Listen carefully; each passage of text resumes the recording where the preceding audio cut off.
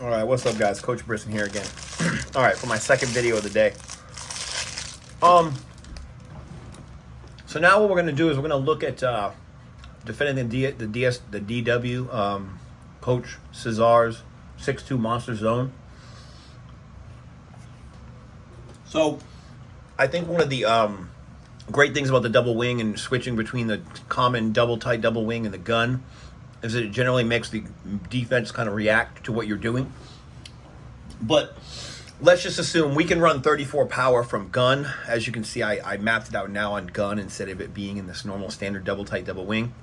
As you can tell, my 1 is about 3.5 yards back.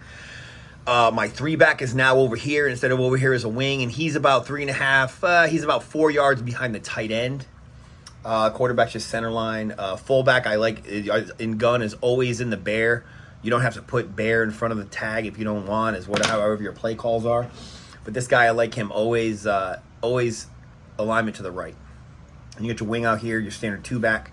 This should be like the fastest kid in your team, like an athlete type kid.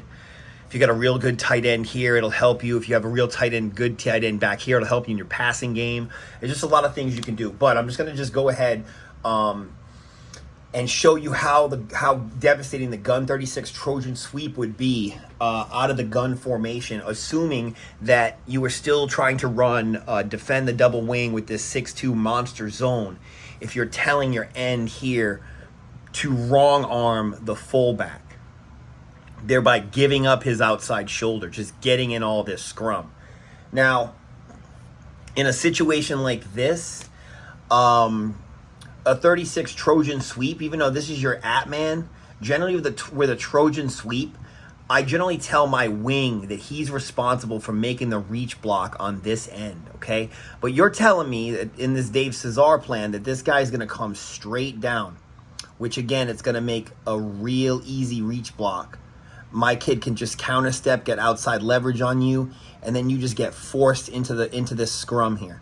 Okay, we already know that there's a double team here and that this kid is dying in the hole. So this guy now is basically, he is laying on the ground. Now, this kid, you instructed them to basically bear crawl into the gaps, which is fine. My center will make a down block and pin you here. Okay, you've effectively taken wedge away. Okay, I get it. Now, this kid. If this kid crawls the gap like you told him, then I don't really think if he bear crawls the gap, I think he may get to like here. Okay, maybe at this point, but I want to point this out. If this kid goes unblocked because this guard pulls, your fullback is gonna come. He's gonna come out wide like this and upfield. Okay, the quarterback is basically going to turn. He is going to turn, and it is just basically like a high-speed handoff. And then after the handoff happens, the quarterback boots opposite to pin this kid. Okay, this guy's pulling. Now, my pullers, they pull deep away from the line to get around this stuff over here.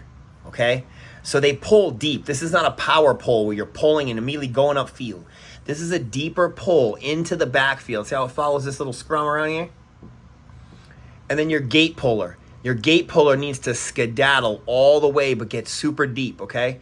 And how he does that is this little handoff right here should take a few seconds, okay? The ball's got to be snapped, okay? The quarterback's got to turn and he's got to wait for this to happen, okay? And this ball transition takes place right around here. Quarterback does not move from his spot. He just turns and hands it off back to the defense, okay? So the defense doesn't know what happened. They don't know he could be keeping it.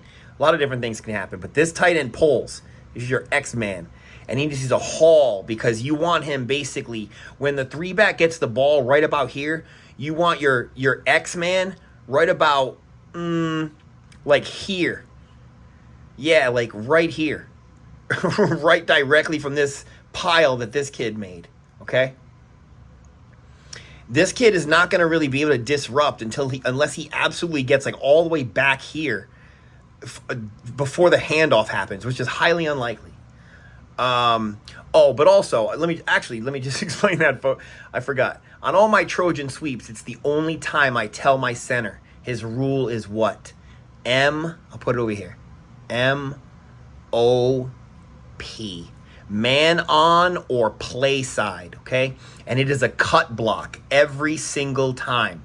I want every kid chopped down. So this kid is actually, this is going to be a dead kid anyway because he's going to get his legs. This is a cut block, okay? Yeah, that's a dead cut block. So this kid's going down. This kid is also going down because my center is going to know you are now man on play side because this is a Trojan sweep and this is a cut. So this kid is down. This kid would have to make, he would have to make it all the way through the backfield, into the backfield, bear crawling. That's not going to happen by the time everyone is gone. It shouldn't happen because unless this kid is a freakish athlete, that shouldn't happen. If you're telling him to bear crawl through the gaps. He can't be that good of a bear crawler.